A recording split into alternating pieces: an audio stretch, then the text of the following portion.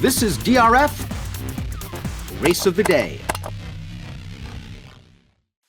Hi everybody, Dan Illman, Mike Beer. We're at the Breeders' Cup. It is Breeders' Cup Future Stars Friday, and speaking of Future Stars, Sunday's DRF Race of the Day is the Nashua at Belmont. Let's take a look at this field. We're going a one-turn mile, and Mike, it's a really interesting race because Bob Baffert is sending one from the West Coast. That is the number one Rockefeller, and maybe at the end of today at the Breeders' Cup, we'll know a little bit more about Rockefeller because he was the primary pace pursuer to Corniche in the American Pharoah. Corniche is going to go favorite in the Juvenile. Yeah, we'll see if Corniche winds up flattering that performance or not. In some ways, that may not even matter, Dan. This feels like a pretty good spot that Baffert has found, shipping this horse across the country for the Nashua. One-turn mile sort of feels perfect for this horse. He looks like the main speed of the race. We'll throw up the Timeform US pace projector for this race, and you'll see there is a hot pace. These two-year-olds, they are quick out of the gate. Rockefeller has to go, I would think, from the inside post, but what are we going to get from the number 3 Speaking, who's stretching out for the first time and has shown plenty of speed at Monmouth? I think we're going to have to see speed from that horse, especially if he wants to beat Rockefeller. I don't think he can turn that horse loose. Rockefeller's going from the rail. Speaking is supposed to go with him. We'll see if he's good enough to keep up. Let's talk a little bit more about Rockefeller, who was an impressive debut winner, got a figure for that race, and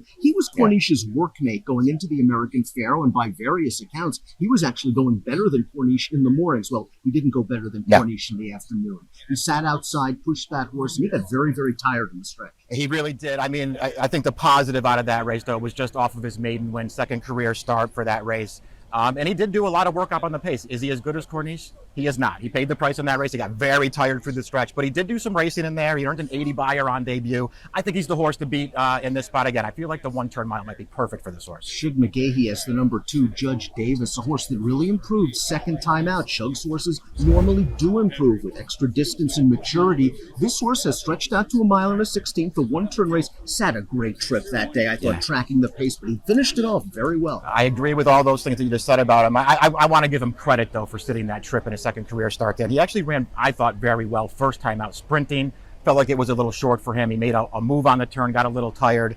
I just felt like this horse really appreciated the stretch out last time. He sat up close to the pace. I like the way he finished. He got a decent figure for the race. He's a contender. We just saw Judge Davis's replay, so we'll move on to the number 3 Speaking, who in many ways is the key to this race. He is stretching out after 2 starts. How far does he want to go? Let's watch his last race at Monmouth, the Smoke Blackened Stakes, where he was very prominent from the start. He didn't change leads in the stretch, but he didn't have to. Yeah, it didn't matter at the end of the day. He had easy speed in that race, just got clear on that field. Way too good for them. He earned a solid figure for the race as well. I think he's looked really good in both of his races. We're going to see now as he stretches out and faces some quality speed. Number 4, Midnight Worker, another horse that perhaps could be flattered by the results a little bit later on this afternoon in the Juvenile. Because the last time he ran on dirt, he was in the sapling against Double Thunder and American Sanctuary. Both horses that will be deserving long shots in today's Juvenile. They tried him on the turf last time out. Maybe that's not his surface. This horse, from a figure standpoint, he's not far off. He's not. I like the turf to dirt switch for him because I don't think he's a turf horse. I'm not sure that I love either of his dirt races, though, Dan. I feel like this is a horse who really has to improve. 10-1 when he broke his maiden first time out for a Pletcher. That was a little surprising. Just saw him finish 3rd in the sapling 2 starts back behind Double Thunder. Cook Creek might be a little slow on the way in, but these are lightly raced 2-year-olds that can move forward with each and every start. And let's watch Cook Creek's, actually, we don't have Cook Creek's last replay, but let's talk a little bit about it. The Rocky Run, he only got a 66 buyer speed figure, but there was no pace in the race, and he still was able to finish it off. Yeah, I liked that performance from him. I actually liked his debut as well. This is another horse who's 2 for 2. They went 5.5 on his debut. He did not look like a horse who wanted to sprint, outrun early. Big run on the turn, good finish, and I just felt like he really improved last time, even though the figure may not suggest that. He stretched out very effectively. I like this horse. I think he's pretty dangerous at a price. It wouldn't be a major 2021 stakes race without a Steve Asmussen training, and the 6 Kairama was a debut winner in front-running fashion. Joel Rosario picks up the mount for the Nashua. This horse must improve from a buyer speed figure standpoint, but he is the speed outside of the other speeds, and I think they're going to just sit,